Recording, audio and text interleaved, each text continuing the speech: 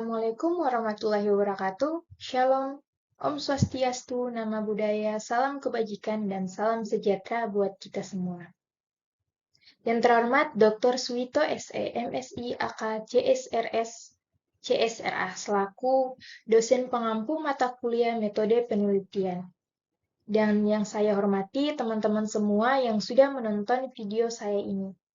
Perkenalkan, saya Nurwan Febianti dengan NPM 022722112288 akan mempresentasikan proposal penelitian saya yang berjudul Penerapan Metode Analitik Hierarki Proses dalam Memilih Jurusan Akuntansi di Fakultas Ekonomi dan Bisnis Universitas Hairun. Pada kesempatan kali ini, saya akan memaparkan beberapa garis besar atau poin utama dalam proposal penelitian saya ini. Jadi, saya harap kepada teman-teman semua agar dapat menonton video saya ini hingga selesai. Baik, tanpa perlu menunggu lama lagi, saya akan langsung memaparkan beberapa poin tersebut.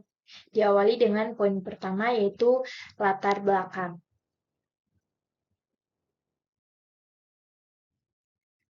Latar belakang di sini yaitu pendidikan tinggi memegang peranan penting dalam membentuk masa depan individu dan mempersiapkan mereka menghadapi tantangan di dunia profesional.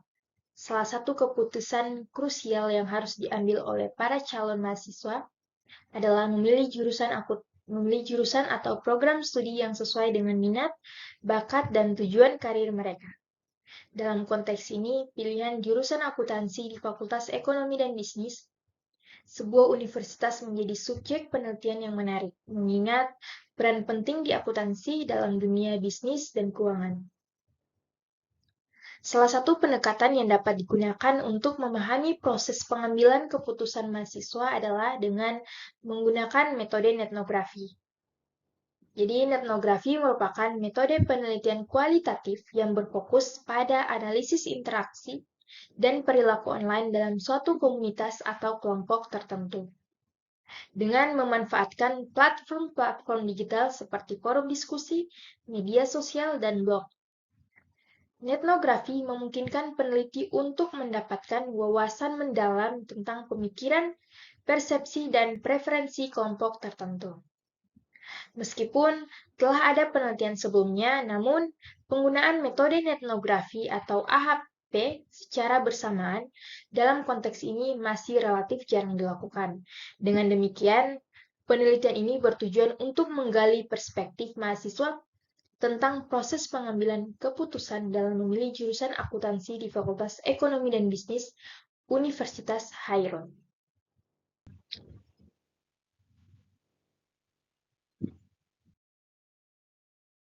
Sebelumnya ada rumusan masalah.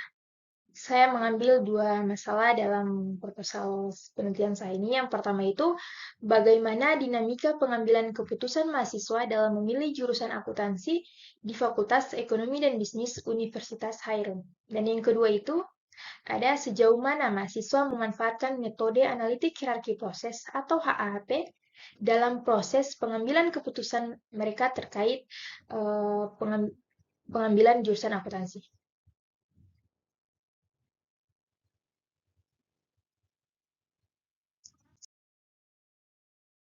Selanjutnya, tujuan penelitian. Ada beberapa tujuan. Yang pertama itu, untuk memahami secara mendalam dinamika pengambilan keputusan mahasiswa dalam memilih jurusan akuntansi di Fakultas Ekonomi dan Bisnis Universitas Hairun.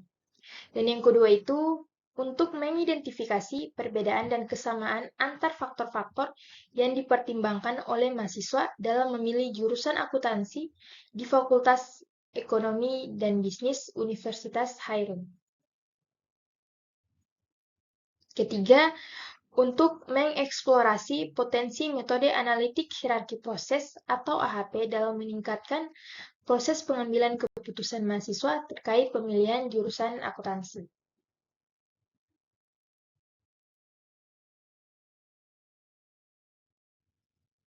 Berikut ada kajian teori. Ada 3 teori yang saya ambil dalam proposal ini, penelitian ini.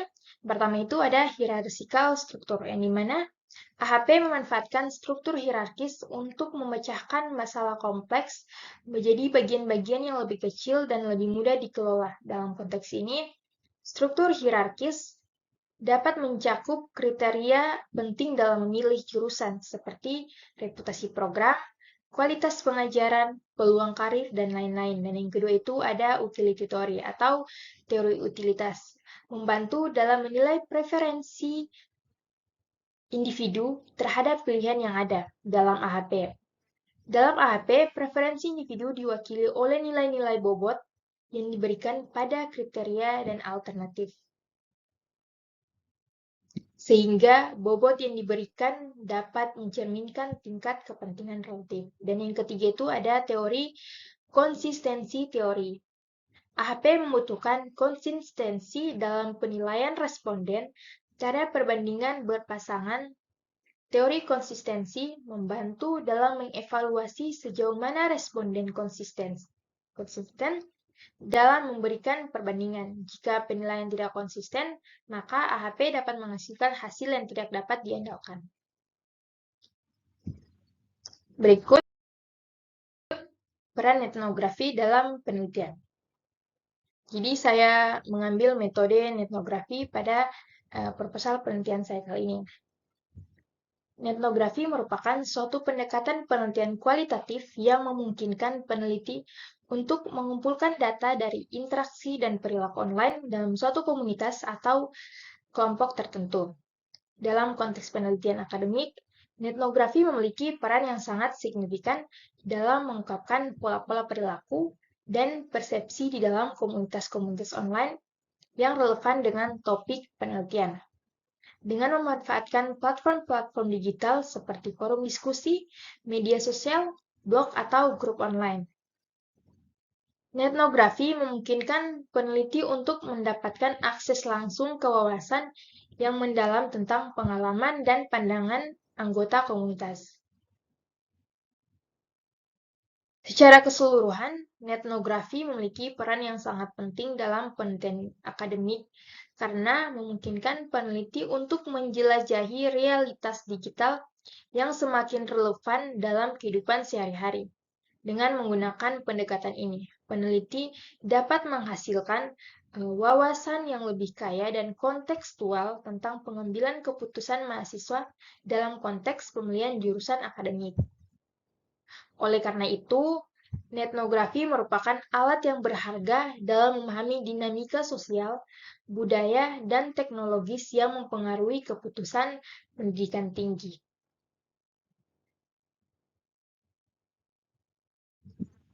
Selanjutnya,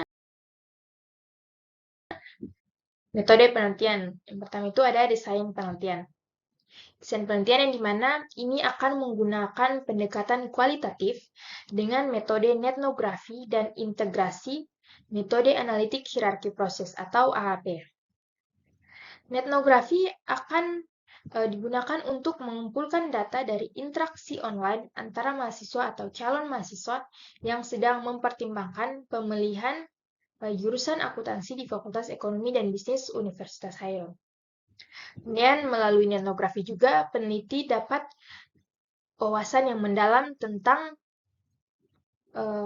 dinamika pengambilan keputusan dan faktor-faktor yang mempengaruhi dalam lingkungan digital. Pengumpulan data akan dilakukan melalui observasi etnografi terhadap interaksi dan diskusi online yang terjadi dalam forum diskusi mahasiswa, grup media sosial kampus, dan platform digital lainnya yang relevan. Berikut ada pengumpulan data. Jadi data akan dikumpulkan melalui metode etnografi, yaitu observasi dan analisis terhadap interaksi dan diskusi online yang terjadi di antara mahasiswa atau calon mahasiswa yang merupakan subjek penelitian. Observasi etnografi akan dilakukan dalam platform-platform digital yang relevan seperti forum diskusi mahasiswa, grup media sosial kampus, blog, atau platform online lainnya yang digunakan oleh mahasiswa. Peneliti akan mengamati postingan, komentar, atau thread diskusi yang berkaitan dengan pemilihan jurusan akuntansi ini. Kemudian data yang dikumpulkan melalui etnografi akan mencakup beragam informasi, termasuk pandangan, pertanyaan, pengalaman, preferensi, dan opini dari mahasiswa atau calon mahasiswa terkait dengan pemilihan jurusan akuntansi. Data ini akan direkam dan disimpan dalam bentuk teks atau catatan digital untuk kemudian dianalisis secara mendalam.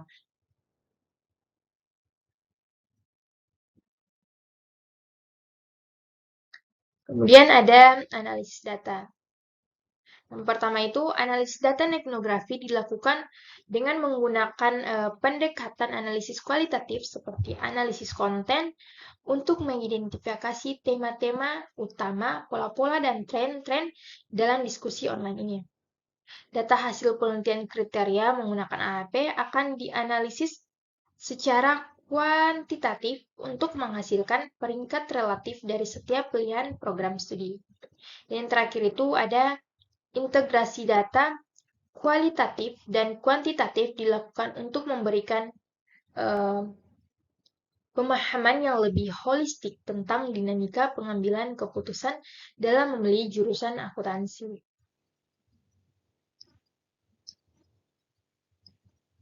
Jadi,